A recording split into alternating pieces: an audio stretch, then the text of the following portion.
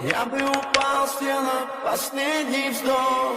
И звезды мирно падали, как будто до меня. Я каждый раз загадывал тебя не потерять, но больше не могу, я просто мучаю себя. Теперь ты больше не в моем.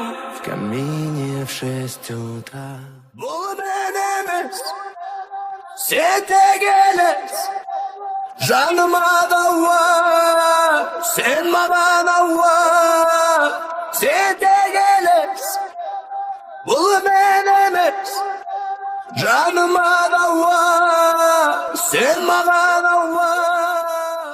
Hi everyone, and welcome back to HumaniLink. I'm host Adam from Alexandria, Egypt. This channel is dedicating to breaking through stereotype, reducing culture gaps, and showing how we are all connected as a human, no matter where we come from.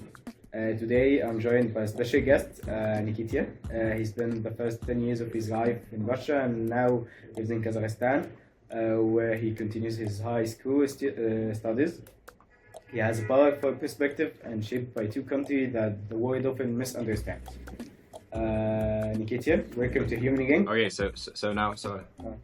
hello. Nice to see everyone. Nice to meet with you, Adam. Like, long time no see. Actually, it's my first podcast, so I guess it will be like quite an experience. And it's fun, and it's great that I'll have a chance to share like my cultural and some ethical prospects on life in Russia and Kazakhstan. Yeah, I'm glad to. Okay, let's start with the first question. What's the most common first impression you got from people when they learn you are from Russia or Kazakhstan? Okay, so that's a good question. Actually, I just answer like some kind of questions related to Russia and Kazakhstan over my life from the foreigners who didn't really know a lot about my country.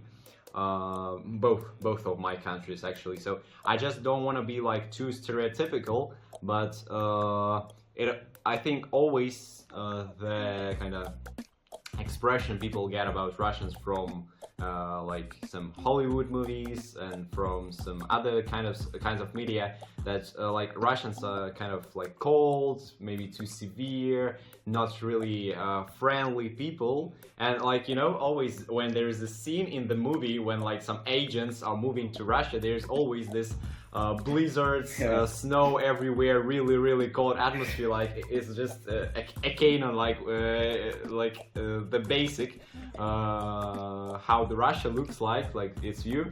Of course, that's only what happens during the winter, and we don't have snow like in summers and in spring, like there is only in the beginning of spring. But in summers we don't have snow. Like it's not everything like still in this blizzards and snow during summers.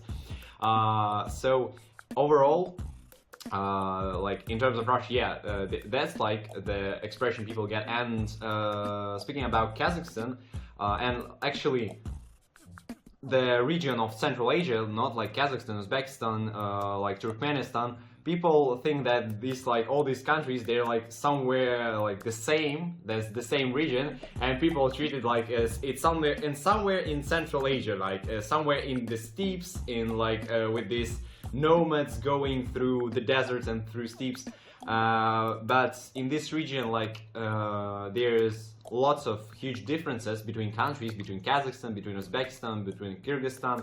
But if we're talking basically about Kazakhstan, that's more of this, again, like stereotypical answer, talking about Borat, about like this poverty, about lack of technological development, about like some social issues.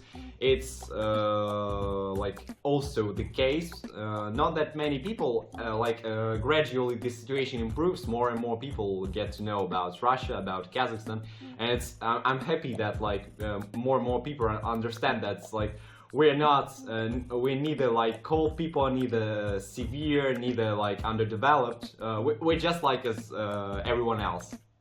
So something like this, yeah. I understand your point of view. That's amazing, actually. And your way of making it more simply for others.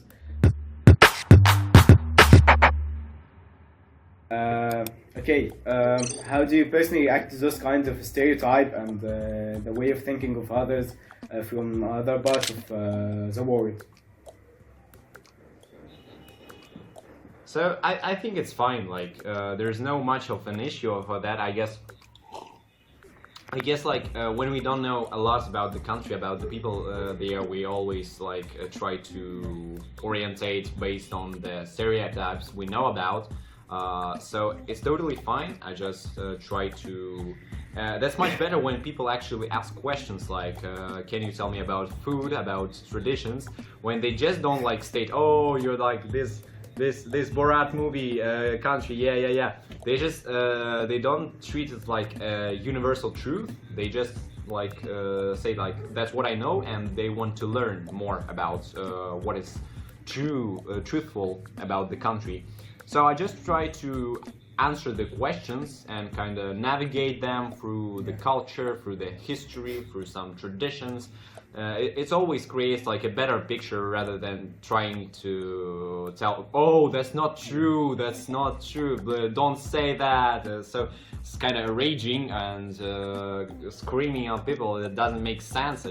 If we want to like share, I just what I just do, I share like, and I guess that's what everyone should do to make people more familiar with their own cultures. It's an amazing way of reaction.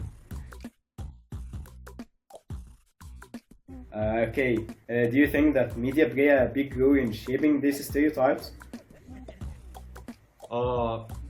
I think kind of yes. Like I don't want to go a lot like into politics because I guess it's not what this podcast is oriented towards. But basically, mostly in terms of Russia, like this whole Ukrainian war, it made like a big impact on the Russian kind of how people think about it and how they kind of their attitude towards Russia. So of course, media have a huge impact. Like on the world's perception. In terms of Kazakhstan, actually, but still talking about Russia, about media, relatively not long time ago there was like an Oscar 2025, and there was this movie Anora, and they were like the two people, like the person who played the main role, his name is Mark Edelstein, if I'm not wrong, and like the second most important like male role, Yura Borisov. So, and this movie is like, I don't remember how much it got, like 5 Oscars or something. So it's really cool to see like how our like not only in some kind of political stuff, but also in like art, in cinemas, how our people, like Russian people, show themselves. And actually, like about this Mark Edelstein, who is like the main actor in this Oscar-winning movie, I recently figured out, like, I have my like mentor, my teacher, and she was like a classmate of this actor. I was really amazed about this. So I'm kind of close. I some personal relation to this achievement. Yeah. Okay, that's amazing, actually. Fascinating. You have lived in 2 countries with shared history, but different vibes. Can you explain how Russia and Kazakhstan are similar and how they are different? Yeah, that's a good question, because I had like a situation when I moved to Russia in grade 8. Like, since I was 10, there's like when I was 10, I didn't really understand. I was a child. I didn't really got like the point of this whole vibes difference and how people are different. But like I had an experience. I had to move to Russia for half a year in grade 8. So, and at this point I kind of better understood what is the difference between countries. So both countries are like on the post-Soviet space. They are both were included in the Soviet Union. So they have really like close relationships, both like economical and cultural, etc. And people are quite different.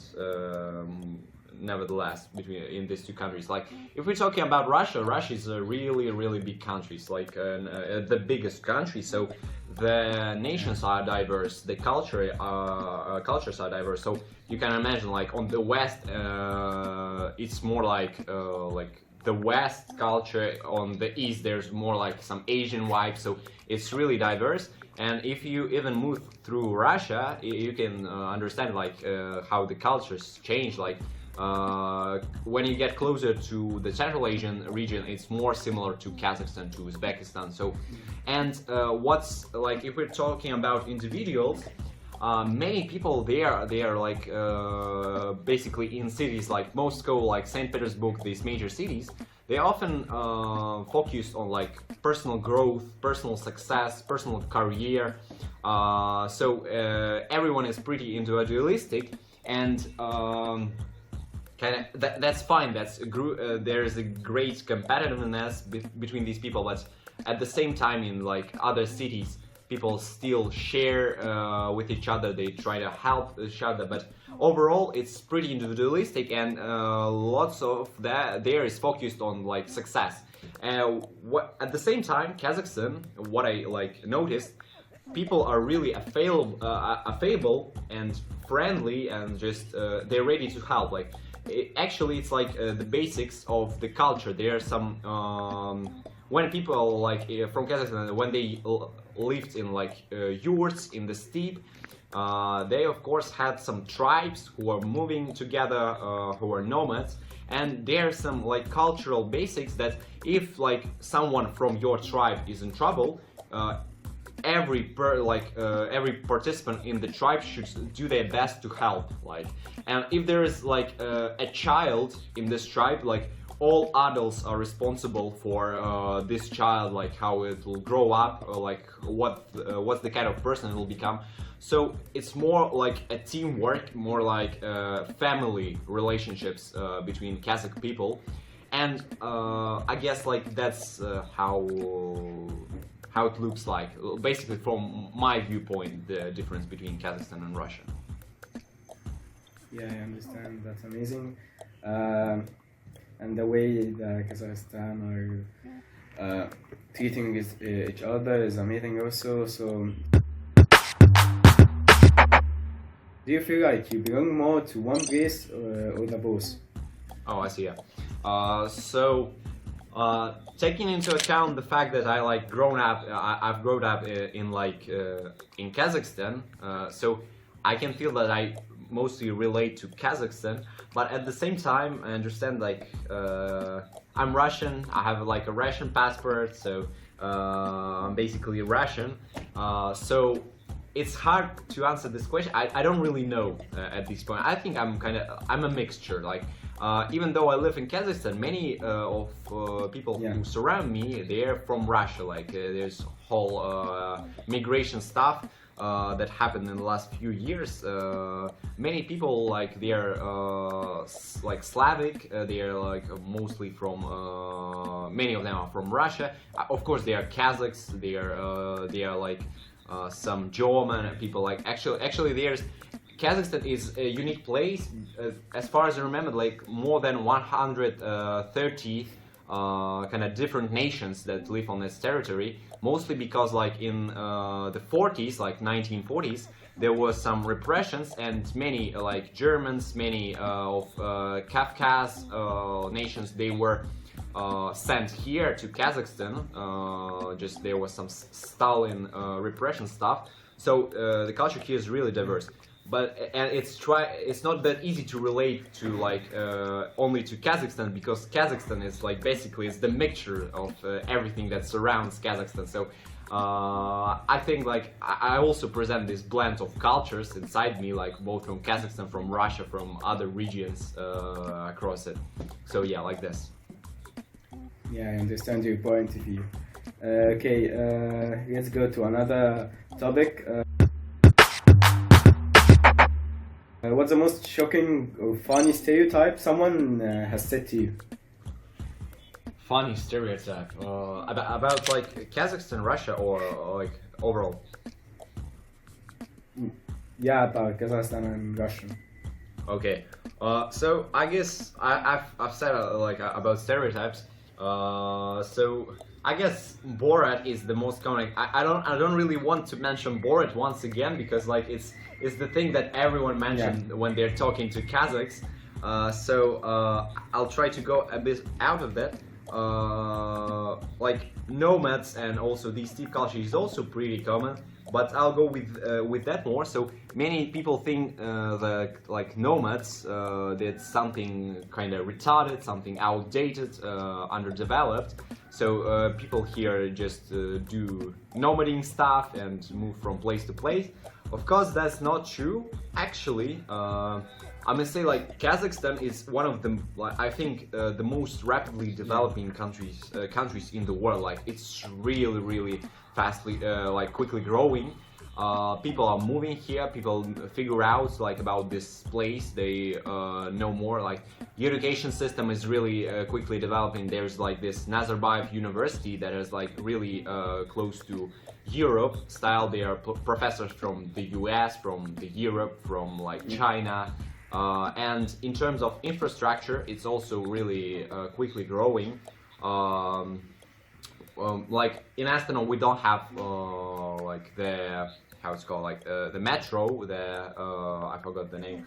But we have like overground, like you know, in China, there's like these trains that go above the roads. They're like moving not on the level cars. Yeah, so we have these kind of stuff building at the moment. The magnet, I think. Yeah, it won't be like the magnetic one. It will be like a common one, but still, it's like it'll be moving above like the heads of people.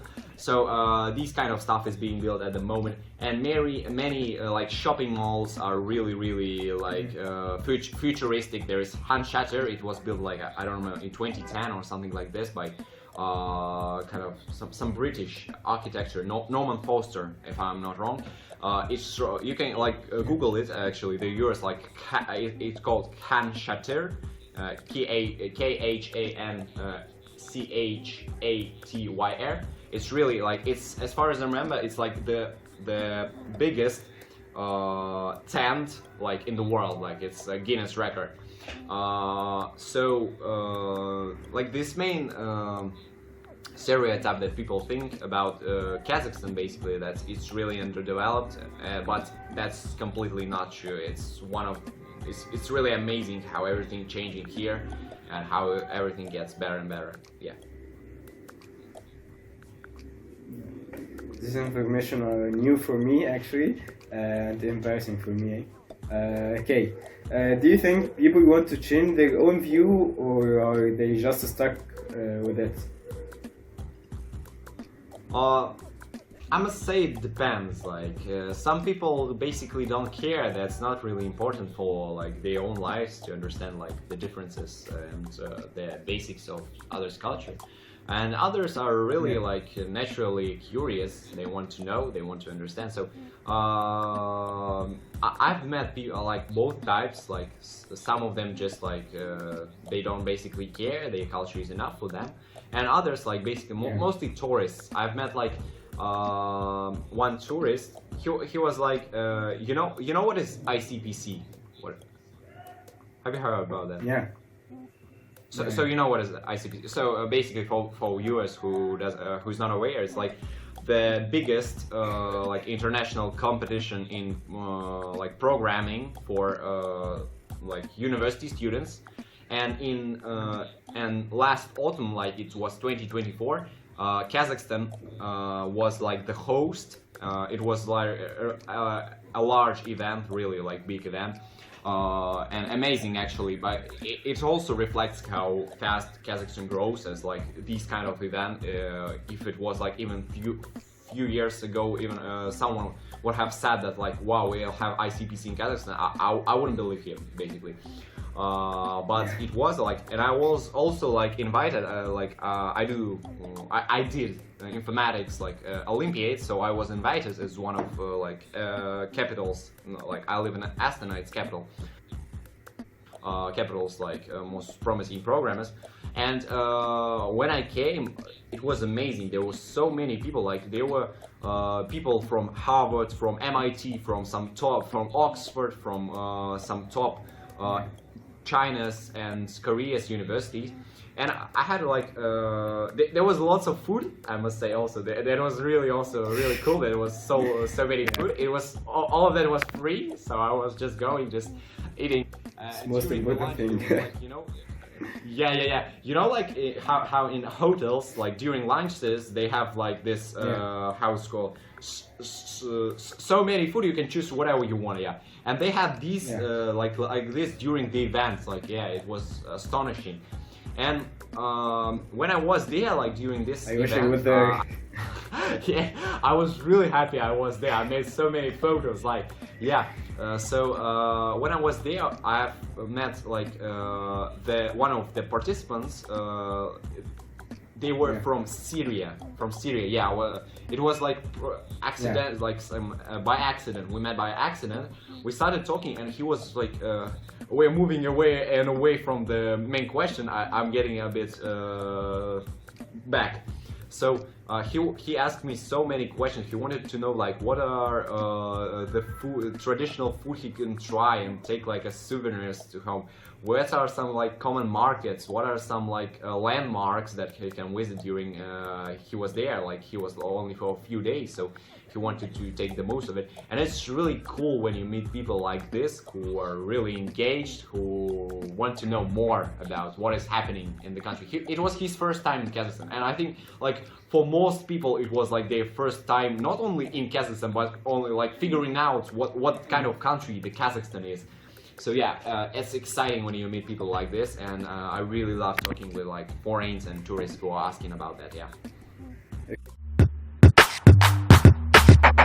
Okay, I will ask like a Syrian person asked, what is the most traditional food and drinks that Kazakhstan is? Oh, that's a great question. Identity Okay. Unique with it. Okay, give me a second. I have something. So in terms of food, I'm just like okay. I need to show you also a video. So that's the thing. From time to time I buy it like from the supermarket. It's one of the most common dishes.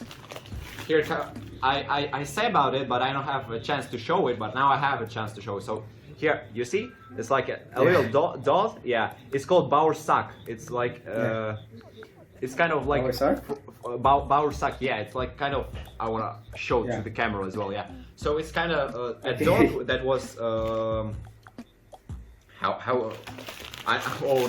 now I need some knowledge about, like, you know, in school, which we learn like how to tell about your culture. I need to remember some of these. It is I want to show it again. So it's kind of a dot that is made. It's pretty plain. I think there's nothing like dot and salt in this, but it's really tasty because it's like it's fried or in like oil, I think. So it's pretty like fatty, not really healthy if you eat in big like amounts. It will make you like. I think this like Baursak is the reason why some Kazakhs are kind of big. Let's say like this, So that's like one of the common like national dishes. Our other dishes, they include spices. No, right? There's no like any spices in there. It's like just like it's just like kind of bread, but it's like fried and with some salt. But it's really tasty. And other dishes include, for example, there's like beshparmak. It's, you know, there's also dough. Like, I don't know why, but Kazakhs really love putting dough, like some kind of bread in some kind of form into every dish they can, like. And so there's like some there's potatoes, there's some horse meat, like it's basics like about Kazakhs. When we're talking about Kazakhs, horse meat is like is very common stuff. So it's horse meat, some potatoes, some dough, not Baursak, like not oil, just more like common kind of bread. Other stuff, there's lots. And there are some other variations. There's like kordak. It's also like includes horse meat. Also includes some onions. So Kazakhs really love like putting horse meat in everything they can do, as well as like some dot as well. And when we're talking about like drinks, I think everyone like who are talking about Kazakhstan, like kumis is basics, is pretty common, and I think like kumis is kind of fermented milk, and there was like one accident with this Syrian like programmer I've told just like recently. He asked me like what can I try, like and I told him like, well, here is kumis, you can try it, try to find it and buy it. He bought it and he asked me like, is it kind of alcohol? Like it was really strong. Yeah, it's just really fermented milk. So some people think it's kind of like alcohol, but it's just really strong. There's also shubat, also made from fermented milk. So because of the Kazakh culture, they were nomads. They had like their herd, they herd like, and their deep connection with horses. So they like use it as a cycle. You have like a horse, you move with it, then you kill it, then you cook it, then you can also get some milk from it. Yeah. They get like they were really eco-friendly. They didn't have any kind of waste. They used everything they could have. So yeah, that's what about traditional food. Okay, what about landmarks? Landmarks. So across Kazakhstan is a really beautiful country. Like there is like across Kazakhstan there are lots of landmarks that are related somehow to culture. Some the name. So some so the culture is really deeply connected with religion, with Islam. Because like it's mostly many people are here are Muslim. My like close friends are also Muslims. So there's some religion like intervening with the culture at the places. But overall, if we're talking about nature is also really diverse. There's like mountains on one side, many lakes throughout like the whole country, some rivers. There's also one canyon that people often say about, I think, but I don't think like many those like of viewers don't know. There's Charin Canyon. It's like people call it like the little brother of the Great Canyon in the US. Like it's yeah. So it's really amazing, like stunning place. I want to visit it someday. I just didn't have a chance to go there. Also, there are like so many lakes that have some their kind of history, and you can just Google it, and you will have a large like the list of where you should go, what you should visit. And if you're talking like about Astana, if I'm from Astana, so I can tell more about that. The most common one is Bayterek. I think for sure. If I have like somewhere, I don't think I have like a Bayterek as maybe I have somewhere. No, I don't think so. The picture, but it also can be Googled easily. So it also have some like a legend behind it. There was like this kind of eagle, Samruk. So what this Bayterek is basically it looks like Bayterek from Kazakh it translates as, I think if I tell it in Russian it won't be really useful.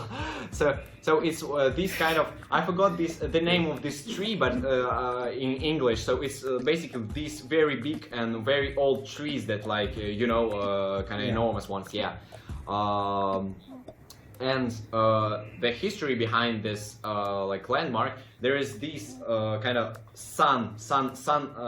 this sun that is like a golden ball on the above of the tree, and there was like this gold eagle Samruk who was defending it, like it was like our world. It was defending from some like underworld snake or dragon, some kind of. So yeah. So every of these landmarks, they are somehow related. Yeah, they are somehow related to the culture, to the tradition, and it's really amazing. Like whenever you go, you can try kind of feel like this Kazakh vibes, like Kazakh culture in like even some kind of modern architecture. So yeah, that's really cool.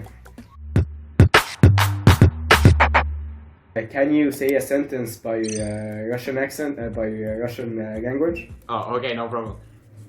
Всем добрый день, меня зовут Никита, очень рад всех вас сегодня видеть. Всем удачи.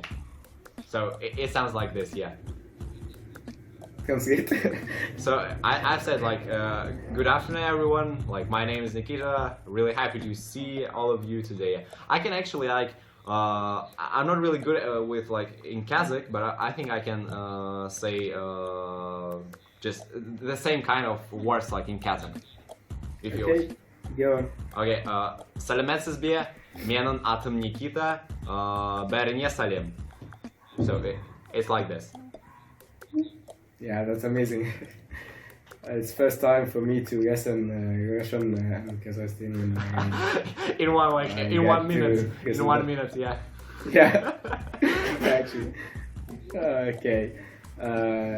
Thank you, Nikita, for your time and powerful message and helping others to understand more about Kazakhstan and Russia That's and my their pleasure. culture. Yeah. Yeah, thank you very much. Thank you too and for thank you inviting me. to yeah, okay, thank you everyone watching HumaniLink. We hope this episode helped you look past the surface and see its beautiful detail in every culture. Don't forget to like, comment and share with someone who might need to learn about Russia and Kazakhstan. Who is playing? Yeah, yeah, Okay. yeah. Don't be afraid to go to Russia and Kazakhstan. Just like give it a try, travel. Yeah. You'll like it. You'll like it definitely. Yeah. Okay, I'll see you next time. And thank you again, Nikita. Thank you again for Bye. watching. Yeah. See you. See you. See you. Okay.